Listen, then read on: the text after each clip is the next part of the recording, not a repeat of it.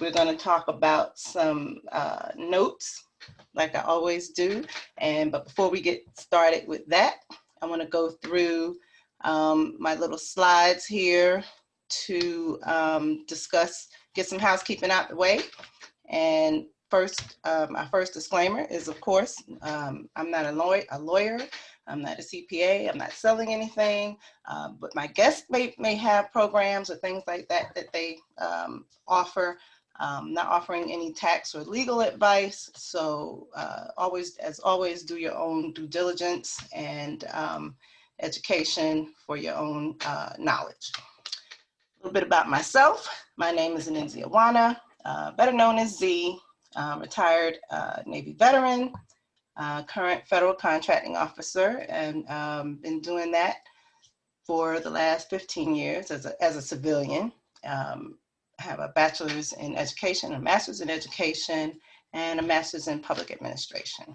I've currently been investing in real estate informally over 30 years now, and formally started my business, Awanna Holdings, in 2018, and focus on mortgage note investing. And so we'll talk a little bit about what a mortgage note is. So very simply, if you are a homeowner or you've owned a home, you've paid or signed a lien on your home, and rather your home is used as your collateral for the note, and the bank has secured your mortgage with a lien, a note. And what we do is buy those notes, those liens, if you will, at a discount, typically for what the balance of the mortgage is, really at a discount from what the mortgage is. And that's what we call mortgage note investing. And unlike when you're a flipper, we don't own the property. We don't own the property until or unless you actually go into foreclosure and we take the property back. So that's the difference. We own the paper, you own the property if you are the borrower.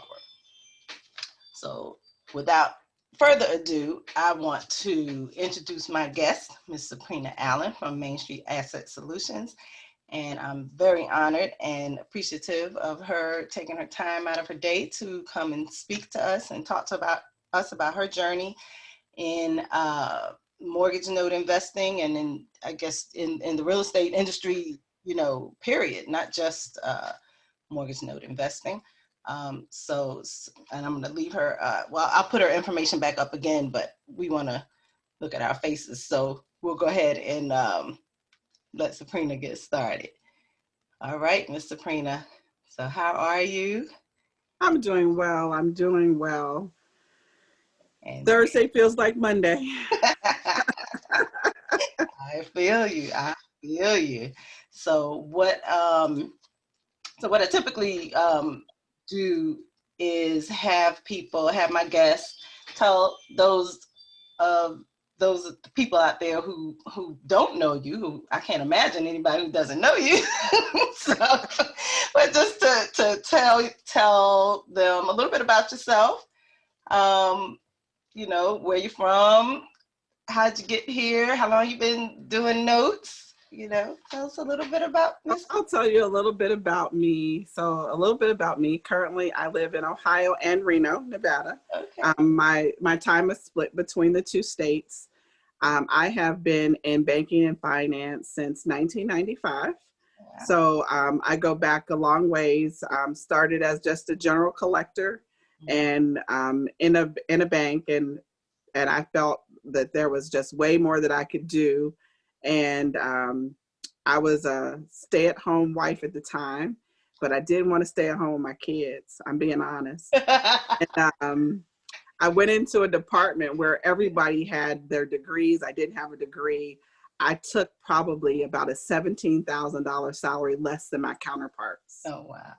And I worked just as hard, or if not harder, and I was probably promoted within the first 6 months of my taking that position. And it was just like really no looking back. Right. I can even tell you, I remember I made bank history. I got the highest raise ever my first year of being at that financial institution because of the work and dedication that I had given. But there was just like so much to learn, and I was like a sponge. in reference to everything that went on. But then when I really got to understand and learn, now we're going into like fast forward 98, and I didn't like the politics that the banks had in reference to foreclosure, eviction, not working things out with borrowers after things had charged off. So when you say that when you were working for the bank, you were working in collections, mm-hmm. collecting from homeowners or just credit cards? all different types. Oh, okay. Small business, credit cards. I really bounced around. I got to touch almost every product in the bank because I was so good. Which landed me up in the foreclosure department. I fast forward to 98, where I was just strictly in foreclosure, equity lines of credit, second mortgages, first mortgages with a really big bank. But I was also in the charge-off recovery department where things were a little bit different. And so I talk about understand what you're buying and know what you're buying. A lot of times people in financial institutions really don't know what they're doing other than enforcing the rules that's been told to them. Right. So I started like reading the loan documents and kind of understanding. And in the note, in the clause in a note, it tells you that you have the right to sell a note at any given time. It tells the consumer that, but the consumer really doesn't read that. They don't understand that. But I had an aha moment. I was like, well, what does this mean that we could sell this? So I'm kind of like digging at my supervisor. He was like, well, we can sell it. And I said, well, what do you mean we can sell it? And it's charged off, and like we're looking at pennies on the dollar from the homeowner. So at that time, we would settle a debt that was charged off in recovery, probably between 20 and 30 cents on the dollar, sometimes less than that. So your bank was already doing that. But they were doing it with the consumer. They were doing it with the borrower. And then, so kind of understanding that, I had made a suggestion that we take all of our charged off debt and put it on eBay. This was before all the regulators got in play. Whoa. So we did a huge trade of just all kinds of stuff, boats, cars, houses, second mortgages, everything. And we put it on eBay and we sold it for pennies on the dollar, but we had recovered a couple of $1 million that we wouldn't have been able to recover last quarter of that particular year. And so I was known very early on for thinking outside the box. Right. And then there was other people that started coming in wanting to buy non-performing assets. And because we had already done the eBay thing, I knew that this was possible. I'm like, oh, this is really neat. You know, we've already sold loans on eBay and we've been successful at it. And we didn't have to spend all the money that we were spending on legal. And so we moved into a world where I actually started selling non-performing assets to someone on Wall Street, whose office was on Wall Street. And that was 99, 2000. Again, I knew what I was doing, but I didn't know what I was doing because I never knew that it would fast forward 20 years later, that it would create this relationship in the world that I'm sitting in today. But he was starting to do probably about anywhere from $250,000 to $500,000 to $750,000 a month. But again, he was buying non-performing first mortgages for probably 10 to 20 cents on the dollar, based off of what I was able to settle with my consumers for. And so those prices are like unheard of now, nowadays. And just, kind of move forward. I've run a couple of large hedge funds. I buy and sell myself. I believe in diversifying my portfolio. So I have Airbnbs, I do fix and flips, I have rentals, and kind of knowing my own risk tolerance, and I'm a little bit of a control freak. So I'm involved in all of my everything that I do. I touch it, I feel it somehow, and I currently also still have a full-time job. I can relate. There are just things that I still have going on in my life that requires me still to have a full-time job. And I'm not ashamed and I'm not embarrassed to say that. And until I get to a place where I know that my note business is going to take care of me wholeheartedly, 100%, I will continue to work a 9 to 5. I am the president of Main Street Asset Solutions. I do interact with a lot of investors because we're servicing their loans at the present time. My goal is to help people become successful, not take advantage of them, and make sure that they have the tools and they're equipped to make the right choices and business decisions to make them successful in this space. Yes. I think that, you know, we as, you know, they call me a guru, but I don't like to say that. We as instructors, The coaches, godmother, the godmother. the I godmother, heard that nickname, the godmother of notes. you know, I feel like there's a duty for those of us who are successful to basically extend the olive branch to help one another. And I have said this from 2000 until today, don't be selfish with your knowledge. There's enough loans out there for all of us to share. Don't be greedy, and to stay humble. Absolutely. Absolutely. You know, I certainly appreciate you, you know, setting me straight and, you know, talking to me. So I told you, I've been stalking you ever since I talked to you last year sometime. So I'm definitely grateful for that. And, you know, so along those lines, so with Main Street Asset Solutions, is that just you by yourself? Do you have partners or? So I am not the owner of Main Street Asset Solutions. I am currently an employee. I am a hired president for that company. Main Street is basically made up of a family, but we have employees that are not family. And I was hired as a consultant 6 years ago. I was a consultant for about seven or 8 months. Then they brought me on as a VP. And then they kind of then gave me the move or don't have a job conversation. But in that conversation, they promoted me to president and they moved me out west. Hey. But with COVID and all of those things, we are not going in our office physically right now. And due to just some personal experiences that I've had over the, you know, since COVID has started, I've just made a personal decision that I had to come home. I had to come home to be able to touch and feel and love on my family, because, you know, people take that for granted, but I refuse to take it for granted any longer. Absolutely, absolutely. So in with Main Street Asset Solutions, I'm assuming that the main commodity is mortgage note investing.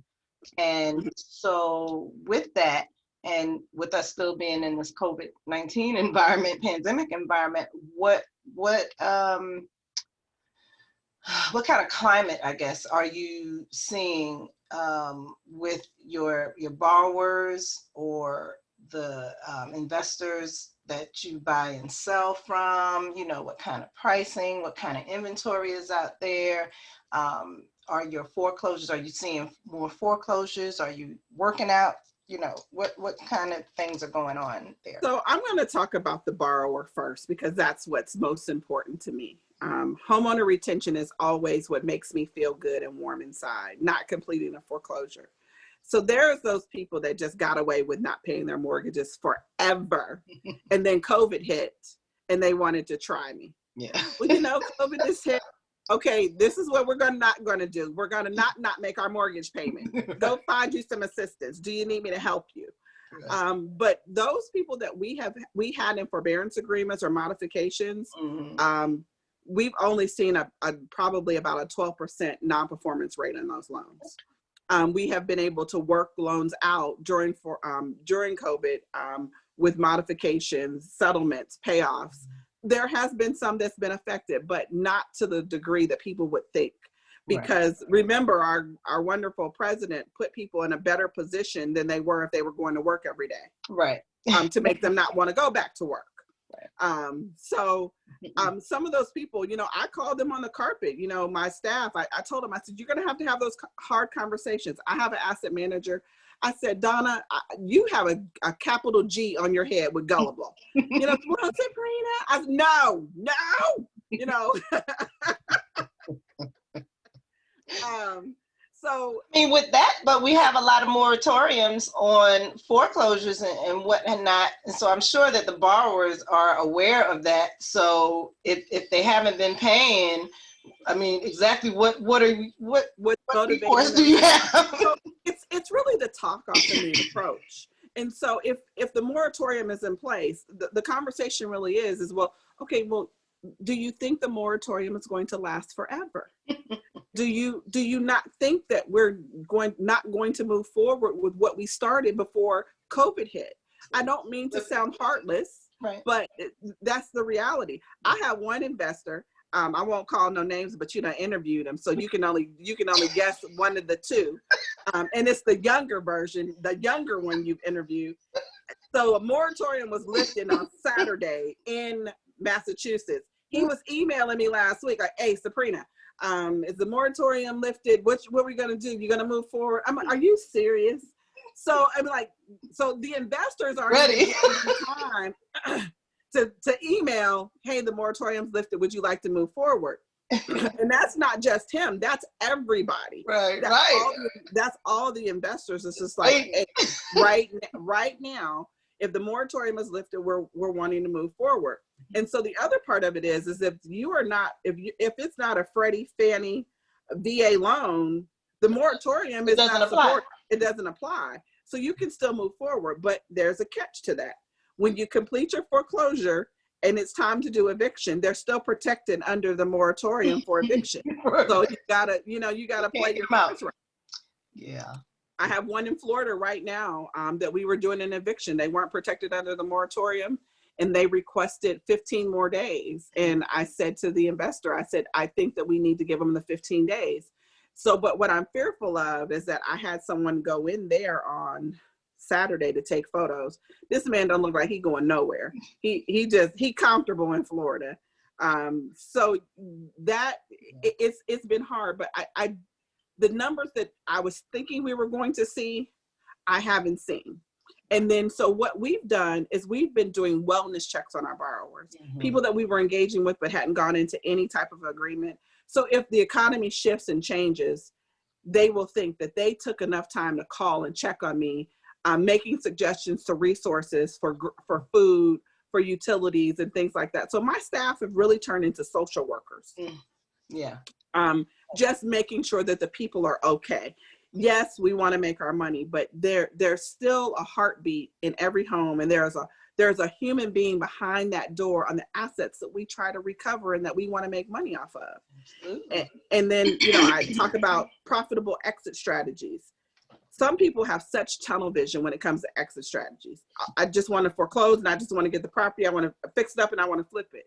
Well, you can't always determine that. That's not going to always be your exit strategy on the assets you're buying. And if that's what you want to do, this isn't the space for you. Like I'll get off the phone. I'm like, did you hear that pig on the phone talking about he just wanted the property and don't care about nobody? I find myself getting very aggravated with people who take that approach. But then I have a California investor. I mean, like, that's all he does is he just buys stuff to foreclose, and the more he gets, the more he can have. And I love him to pieces. But sometimes I'm just like, okay, can we take a step back? Can we talk about this? So you have to sometimes be the voice of reason in situations if you're going to be an asset manager, if you're managing assets for other people, if you're raising capital. Now let's just shift to these greedy people who are trying to sell notes at this present time and raising these prices like they don't have the sense God gave them. Oh my God. So, hey, I call a spade, and I know we Facebook Live. And I'm not mad at you. It's okay. They'll be mad at me and say, Saprina, what are you talking about? So here is the thing, you guys. People are buying assets at 70, 75 cents on the dollar. I'm not going to tell you to stop it, but do you think the assets are going to get any cheaper at this point in time where we don't even know when we can foreclose? If you're willing to pay 75 cents, do you think the price is going to adjust or go down? I'm just saying. I'm not telling you one way or another. I'm not telling you overpaying, but just listen to me and read between the lines, because somebody might get me after this call, depending on who's watching. And then some of you are just so desperate to buy an asset, you're just willing to pay anything. Well, it was my education. Well, that's just stupid. I'm sorry, I'm not calling you stupid, but I'm just saying that rationale is just not reasonable. And I got to remember that I'm Facebook Live, and you can't edit this after I'm done. So I got to dial. But listen, everybody out there should be grown. This is supposed to be 18 and over, so get out of your feelings. Get out of your feelings. This is just, just the realness of who I am. But and then what's even more ridiculous is like, well, this is the payoff. Well, you can't always collect the payoff, you guys. Come on, let's just use some common sense here. And And so I was telling one seller, I said, you know what? You must have been real smooth with women when you were back in your day, because you making this sound like this is the best piece of sliced bread that ever was laid on the table, and bread is bread to me. He was like, what are you talking about, Saprina? I was like, nothing. I said, but I'm just not going to buy your asset at what you want for it. That's all. I said, so, we're going to just agree to disagree on your pricing. But you do have some investors that are doing some fire selling, that are getting a little bit nervous, that doesn't have the means to hold on to their notes, continue to make the servicing payments, pay the legal fees. So there are some people that are out there fire selling. But if you look at something that's really, really reasonable and cheap right now, you guys, do your due diligence. Make sure that all the ducks are in a row. I just talked about, some rules and things to look at when you're buying a note, some things to take into consideration. Mm-hmm. Don't beat the seller up when they're trying to liquidate their portfolio, but use some common sense. Right. Don't use some business decisions. Just be taking it. Mm-hmm. Right. I was sharing a story with somebody the other day about, I was in New York. I was at Nick Tang's event some years ago. And this is probably about 6 or 7 years ago. I was in New York or New Jersey. I can't stand either place because it's just so congested and nasty. Hold on now. I'm a New Yorker now. It's okay. I mean, I'm sorry, but I'm like, oh, all these people. But this young man was so excited to me. He came up. He said, Sabrina, I just bought my first note. I said, well, did you buy it first or second? He said, I don't know. Oh. I said, are the taxes current? He said, I don't know. I said, is it occupied or vacant? I don't know. I said, oh, did you already sign a contract? What contract? Seriously, this happened at an event. I said, so how much did you pay for this note?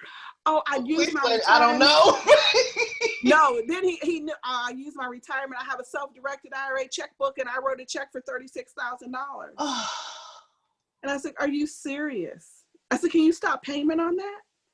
And he was like, no. I said, oh, so those things sometimes really just really make me sick, because that means that somebody really just took advantage of somebody who didn't even know any better. He didn't even know that he needed a purchase and sale agreement in order to be able to buy a note. So sometimes, I say that the impulse shopper, when you're at an event or, you hear some good stuff. Go ahead first. Go ahead first. And so some people say, well, it was worth my education.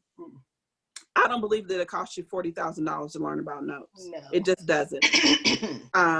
It doesn't. And I don't care who gets mad that I say it. It doesn't. You can get, good, solid training for a very reasonable amount of money. I know, because I do it, and I don't overcharge people in order to do it. Hold that thought, because we're going to talk about that later.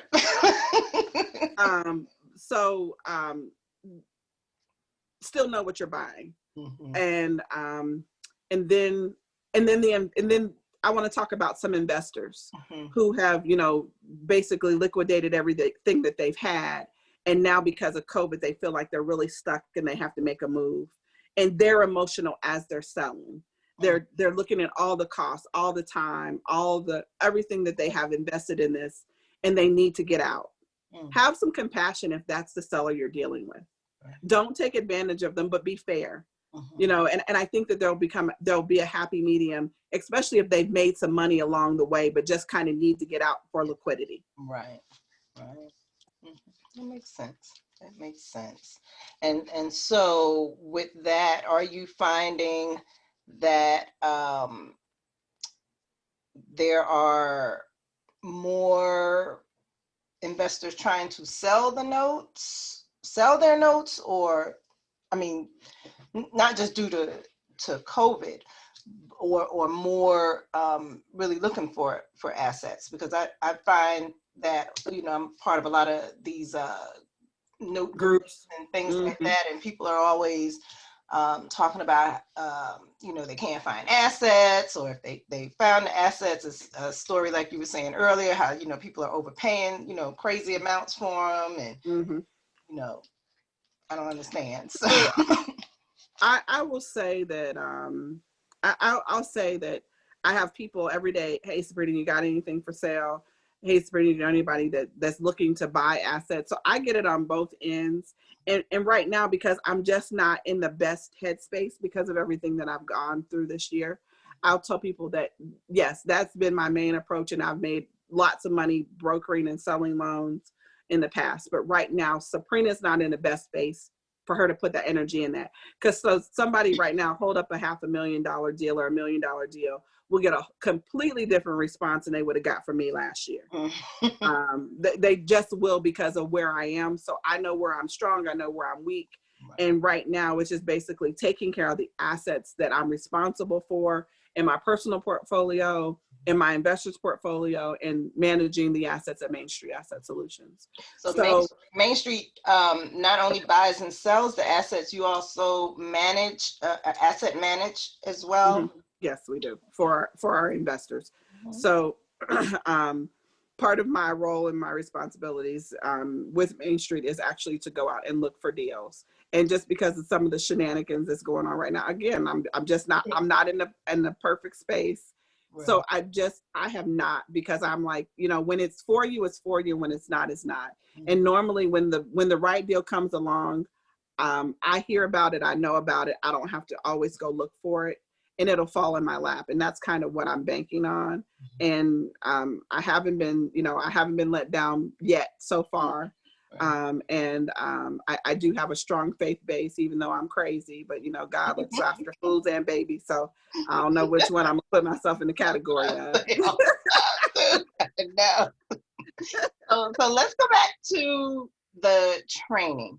So now I know that you offer a training program of some sort. Is your program a formal training? Is it like a one-on-one mentor? Talk to us a little bit about what kind of training you can offer people, and how does that work? So before COVID, I used to have a mastermind quarterly, and I would bring about 10 to 13 people together every quarter. We'd be on a nice golf course. We could go to Tahoe. We could do all that fun stuff. But now that everybody might have germs, we can't do that anymore. True.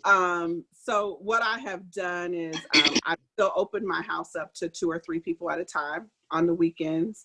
And we just kind of like, we dive in from A to Z, everything that needs to be known about notes. That's one way that I do training. And then other training is that I will give a certain amount of hours, and I'm on an as needed basis. That's another way that I will do consulting or coaching. Or then I will do 40 to 50 hours with someone and basically meet them where they are, find out what they need, and we structure a program around them to make them successful.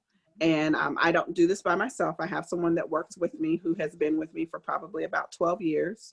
And he does all the heavy lifting in reference to emailing, setting things up, making sure there's no conflicts with my schedule. And that's what we do. And so that's pretty much how I've done all of my mentoring and coaching. And it's kept me in business for a very long time. I don't overcharge. I feel like I'm fair with my prices. I don't nickel and dime you on emails. And most of those people still reach out to me for continued support after they've completed the process in the program. I don't leave you, oh, you're at your 40 hours, I'm done, see you later. That's just not who I am. And a lot of times, and normally I give my first 30 minutes away for free. And then after that, that's when I start to charge. Okay. And so when you say the 40 hours, is that just spread out over like a particular period of time, like 3 months or, you know, a year, you know, however the person. We schedule, we set up sometimes if it's an hour or 2 a week where we go in and we go through subjects, and interviewing the person lets me know where I need to start. And I go through fact-finding information. And once I have that fact-finding information, Aaron and I, we kind of like do a huddle and like, okay, we really need to teach on this. We really need them to get to understand this. But a lot of people with a real estate background really think that they know everything because they know how to read a title. They know that process. But it's really totally different because you're looking for different stuff on a title. So we have to try to debrief people who've been in the real estate business for a long time, and also setting realistic expectations that real estate is not notes, And there's a totally different timeline in reference to when you're going to see your return if you choose to do non-performing assets.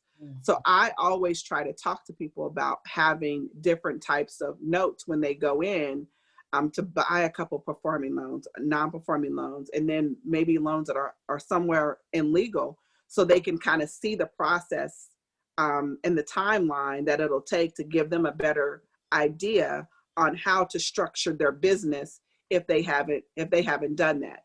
And if people come to us and they haven't set up their LLCs and they haven't gotten their VIN number, they haven't set up their vendor relationship, we help them do all of that as well. Pretty cool. Okay, cool.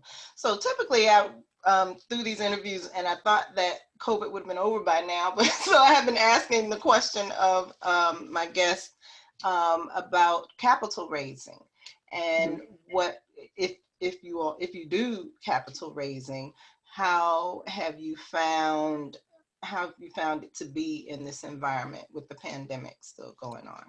So one of the things that I did early on, so when I would go to events, when I would go to live events, I would collect people's business cards and I would see where I could utilize them to benefit me and also to benefit them.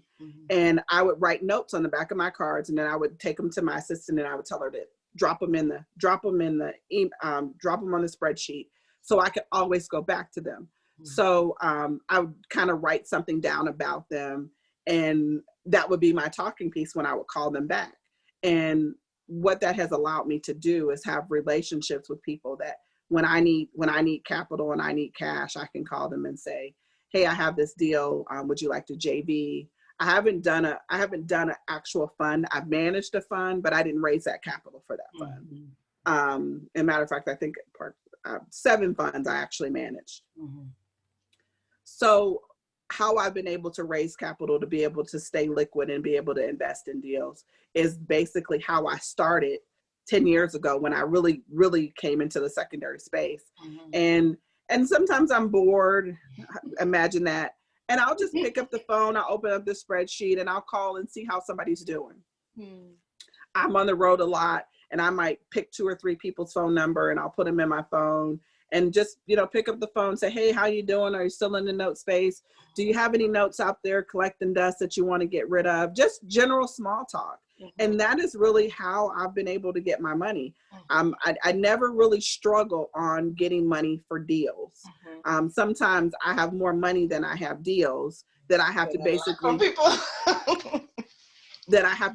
try to say, hey, do you want to do this 6-month fix and flip with me? Would you like to do that so I can put your money to work versus it just sitting there collecting dust and not doing anything? And then there's been times where I've had to return people's capital because I felt like I had it too long. And I didn't want them to feel like, seeing me dipping and dashing all over the United States and I'm using their money to using their money. Who we seen do that? Oh, we want to talk about that. Orange jumpsuit.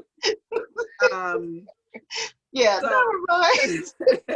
But and then sometimes I have investors who I'll do a fix and flip with, and I'll go to return their capital, and they'll say, "Keep it, just keep it for the next deal." Make sure that I paper everything up, make sure that I communicate to the best of my ability. Like I have one investor that I was really aggressive with at the beginning of the year, and I have to have a very hard conversation with them because they wanted to invest in real estate. And right now it is not a buyer's market. It is a seller's market right now. So things at the beginning of the year, the way they looked in reference to my fix and flips has not turned out to be what I had promised at the beginning of the year, or I had made an agreement to do.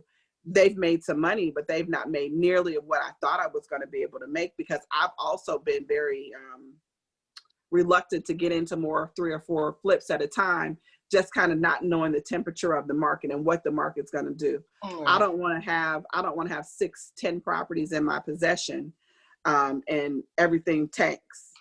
No, I've been there, done that. So being very, very wise. And I'm okay with having that conversation with that individual. And, an investment is not a guarantee. And you guys need to know that, it is not a guarantee. It is an investment. You cannot dictate to Wall Street or your 401ks on what's going on with your money. This is kind of the same thing in reference to notes, fix and flips. One wrong thing in a note that you weren't anticipating, mediation, you know, delinquent taxes that were sold that you didn't catch when you were doing your due diligence, it can cost severely in your deals, you guys. So you just have to know, you got to get some thick skin and put your big boy pants on. Yeah. So obviously you've been doing this since the last real estate market downturn back in 2008. Mm-hmm. Think, or do you see, what do you foresee going on with the market now with the pandemic? Do you foresee us going kind of down that same road? I mean, I know that they've put in a lot of regulations and things like that, you know, a lot of those things wouldn't happen now, but what do you think on that? So this is what I want to say.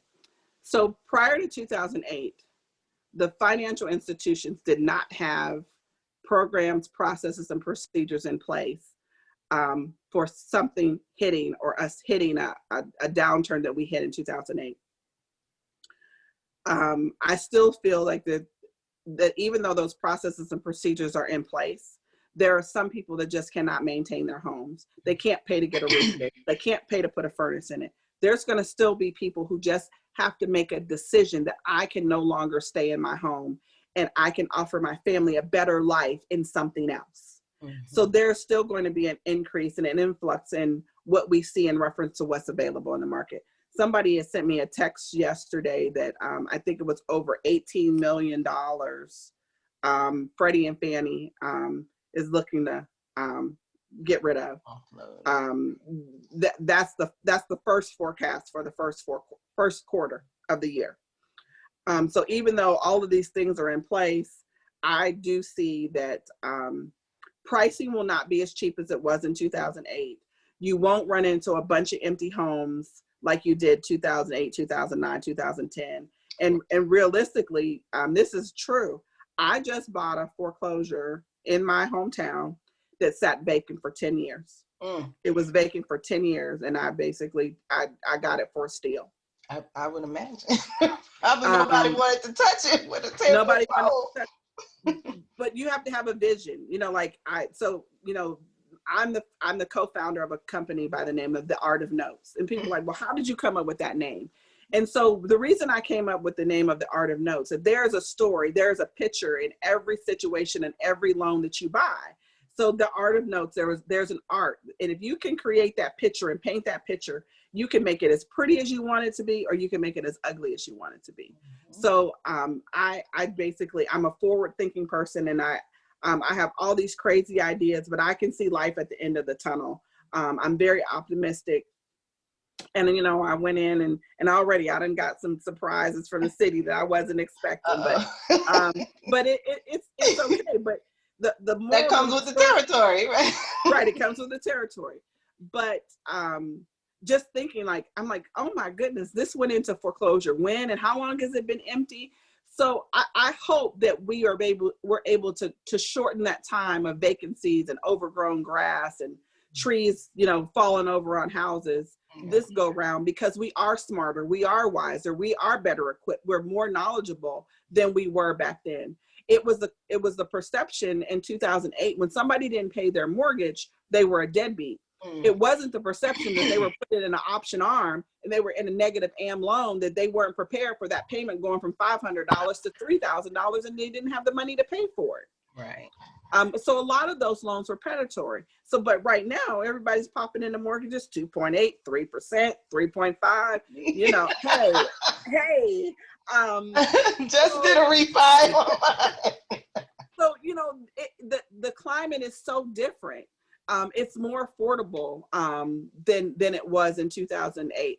I can remember working at NoVa, and I'd come from a bank, and I remember going into the subprime world, and we were sending people to option one when I was still at the bank to get refied at option one, you know, because you could breathe, you could get a mortgage at option one. But then when I went into NoVa, and I had this very conservative, uptight, stuffy personality because I'd come from a bank, and that's just the environment of most bankers. And I would say to my manager, I'm like, but we can't do this loan. It's going to go into foreclosure. I'd have been in foreclosure all my life. All I knew was default. And he would be so mad at me by the end of the day. He would be red by the time the day was, because all I had was a pile this high of stuff that I didn't want to approve to move forward because of where I had come from. I couldn't open my mind around somebody having a $5,000 stated income who was a housekeeper. I said, they are lying. This isn't true. He was like, Saprina, you know what? If you want to stay here, you're going to have to get some loans to go through. But in good conscience, I couldn't. So now this time, this go around, what we see is that we're entering into a depression, and some will say we're already in a depression. But I think that circumstances are a little bit different because expectations are nowhere near as high. And because of the CFPB and because of Dodd-Frank, consumers have not been taken advantage of the way they were back then. And some people knew better. But that microwave mentality, I got to have it done in 30 seconds. I can't wait till you put it in the oven and let it warm up. It's the same thing with the housing market. Right. Okay. Well, hey, I want to really thank you again for talking with me and being on my show. I'm going to share the screen again with your contact information so that everybody can get in touch with you and not me. Here we go. There we go. All right. So, and it's being recorded so everybody can see it, and get in touch with Saprina, and she can give you some information about how she can provide you some of her training.